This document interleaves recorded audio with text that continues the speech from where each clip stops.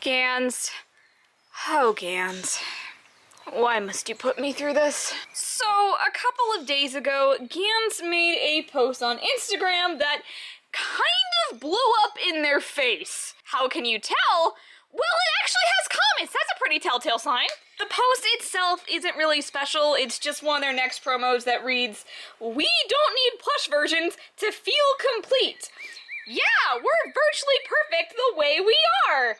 Oh god, people were not happy about this. So unhappy, in fact, that there is another boycott with Webkinz kind of going on right now on Instagram called Fans Against Gans. And so that's kind of what I'm here to talk about today. Now, there's multiple things wrong with the post, but I just need to point out the irony that the pet they made agree with this comment is one that has had a rather successful plush in the past. Granted, not a Gen 2 plush, but the gingerbread puppy is still an expensive and sought-after regular. We don't need plush versions to feel complete.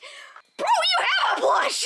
Not to mention, this is coming from the company that likes to tout, we're the ones who popularized Toys to Life, and we're doing it again, only to turn around and add, who needs the toys? This is an entirely new level of irony I didn't think we'd reach. Now, I'll be honest, I don't really think much about the post or that the backlash from it itself is really warranted. Like, it's really just a mistake that someone or even multiple people on the social media team made when trying to be cute. It came off wrong, it's in bad taste, and honestly, I wouldn't have given it another thought if it wasn't another in a series of slights against the community. And therein is the backlash warranted.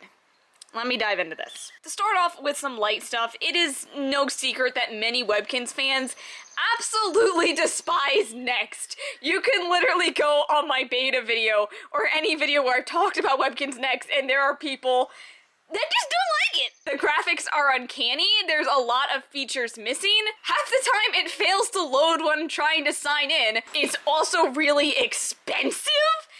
And frankly, I feel like Webkinz is trying to reach into my wallet. Now, I've got a bit of a soft spot for Next, probably because I was in the beta with it. I've kind of seen it grow from the beginning, and you know, talking with the creators, the staff and stuff, they were really cool. As a Webkinz fan, that was just like a really cool experience to have, you know? But even I have been very critical about a lot of things with Next, and I don't feel I need to repeat myself here because I have already talked about it plenty of times in multiple videos. Overall, my opinion of Next is just like, it's not very respectful of the player's time. It's slow, it's really slow. And definitely the biggest thing I've been the most critical about is a lot of the predatory free-to-play mechanics that have made their way into the game. Obviously, the one I have been definitely the most critical about is the redemption pets. TLDR, they're really expensive, and they have still not disclosed the odds. Now, granted, they have not released a new one in quite a while, so they might be finished,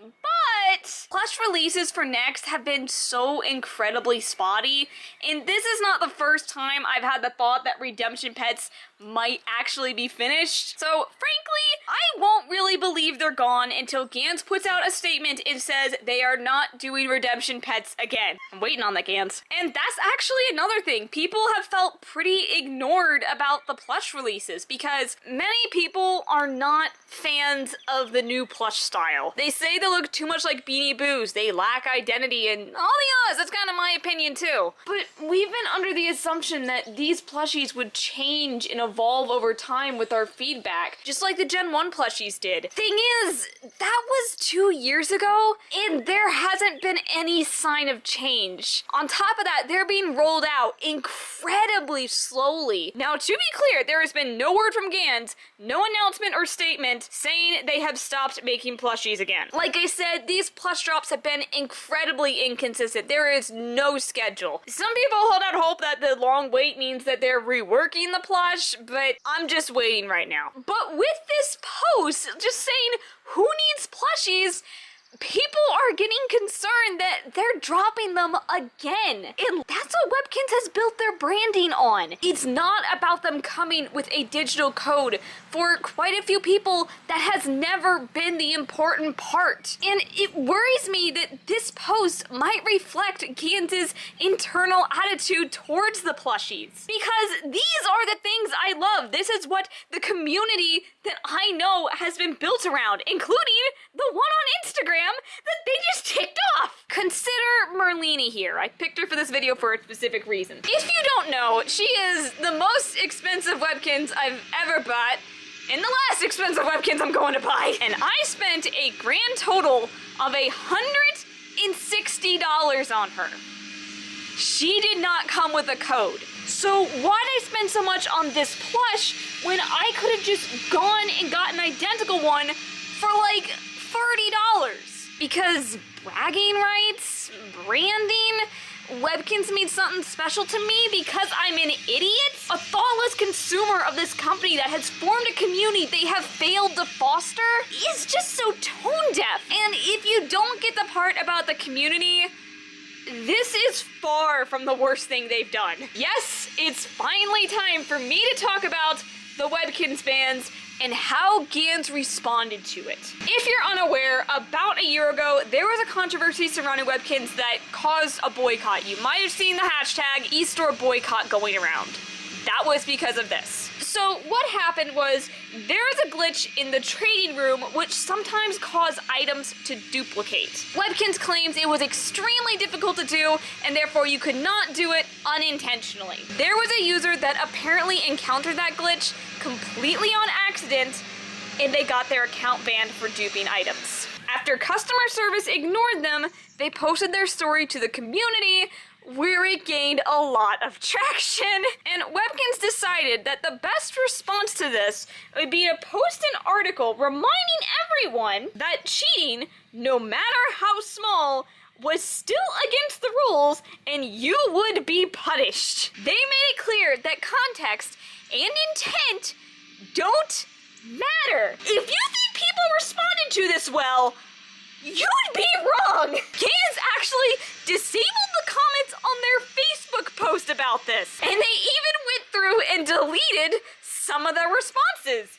But of course, screenshots don't go away now, do they? Now, I don't know if the person behind the keyboard was just having a bad day or something, but this is not a good response. They completely doubled down and even got passive aggressive with people. And it doesn't help that that person was not the only one affected by this. Other people ran into this issue too. This was a known glitch, and Ganz used this opportunity to dig at its fans. What also doesn't help this situation and actually makes it even worse is that the year before, specifically Webkinz Day 2021, got absolutely ruined by yet another glitch. If you weren't around to experience it, then let me enlighten you about KiwiGate. This is a fun one. So, basically, the Webkinz Day 2021 gift box contained another gift box for Kiwi pet medallions. And I don't know if this just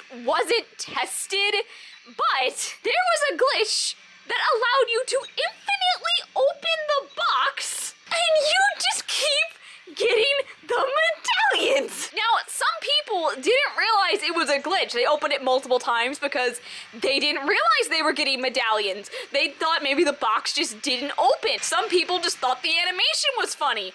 Some people just thought it was funny to adopt like 50 kiwis. But then Ganz started banning people over it because it was technically cheating. And I'm just kind of saying, this was your fault, Ganz. People started becoming afraid. They're like, oh no, I opened the box 3 times.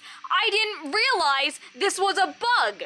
And so they emailed Ganz customer support, explained it was a mistake. I didn't know. I only did it a couple of times. Please don't ban me. And they got banned. Basically, everyone that reported to Ganz, oh god, I only did it a couple of times, it was a mistake, got punished for it. And the dumb thing is, this is 100% a preventable glitch. Someone just didn't test something. Now, I don't cheating or abusing glitches on Webkinz, but this was kind of Ganz's fault. And I do think basically every account that got banned there ended up getting unbanned, but it would have been nice to have some communication from the customer service team to say, okay, we're temporarily suspending your account just so we can remove the duplicated items and pets. They didn't do that. They just banned people. I was scared to play Webkinz that morning. I was like, oh, I'm not even signing on until this shit's fixed. Now I understand, these things fall through the cracks and they happen. However, I think their policy is so strict it leaves no room for human error. I mean, let's be real. Webkinz Classic is being held together by duct tape and prayers at this point. Action script is dead. It is hard and expensive to find people to fix it. And it would be even more expensive to find people to somehow port it to something modern like Unity, which eventually is going to go out as well. It just happens. The site is just filled with numerous bugs and glitches that can't be fixed. And the staff knows this. Ganz, no, I'm not even going to talk to their parent company anymore. This is directly at Webkinz. There are going to be bugs and exploits, and they are going to be found by somebody, most likely by accident. And your black and white policy makes people afraid to speak up. This is why severity matters. This is why intent matters. These players are not given the presumption of innocence they deserve. Even in situations where you are at fault, you need to communicate to people. Holding the burden of proof over their heads without even telling them what they did, it's just wrong. They refuse to listen to their community, who, as far as I'm concerned, aren't being unreasonable. People are scared to report issues they found because instead of rewarding or even just thanking loyal players, they could face punishment, even though they're not the ones at fault. We were told our feedback matters, but we haven't seen any sign they've been listening. All of this over a game that keeps losing features due to them breaking and is just a shadow of its former self. The only thing that's left in this brand is the community they have repeatedly treated with passive aggression. This is why people are upset about the silly Instagram post. It's not just the plush, it's the amalgamation of numerous problems falling on deaf ears. It's a reminder that this is their bottom line. They're not gonna change, and they don't care about what their fans want. I'm coming to terms with the fact that this has never really been a good company, just one that used to make good products. I'll be honest, I'm kind of at a crossroad here. I've branched out my content quite a bit. Webkinz is no longer the main thing of this channel, and I love the plush I have. These are my characters, and they aren't going anywhere. But I don't know how I feel about supporting the company anymore. You guys know I don't buy their digital stuff. I don't spend money on microtransactions in games. And it's obvious I haven't purchased any of their new plush, either from the e-store or secondhand. But even buying secondhand, while that doesn't line Webkinz's pocket, it goes to an eBay seller or something, I don't know how I feel about making videos unboxing their products, talking about how much I like them, how cute they are, and giving them that kind of promotion.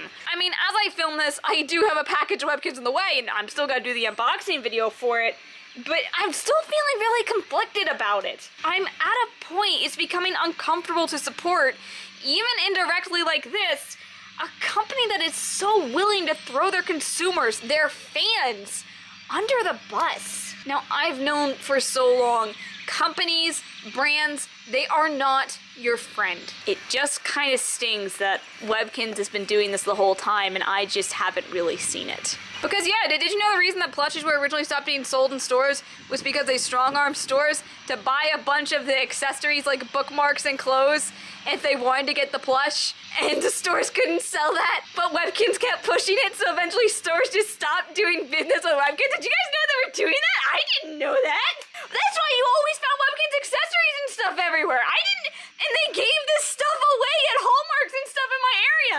Now I know why they did that. But that's kind of where things are right now. So, what do you think? Did you know about any of this? Are you part of the Fans Against Ganz movement? Is this what growing out of Webkinz feels like? I don't know.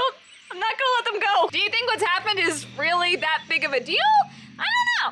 Just leave it in the comments down below. We'll have a little discussion. So anyways, thanks for watching. I'll see you in the next one. Later. I'm not throwing her. God's sake, I spent $160 on her.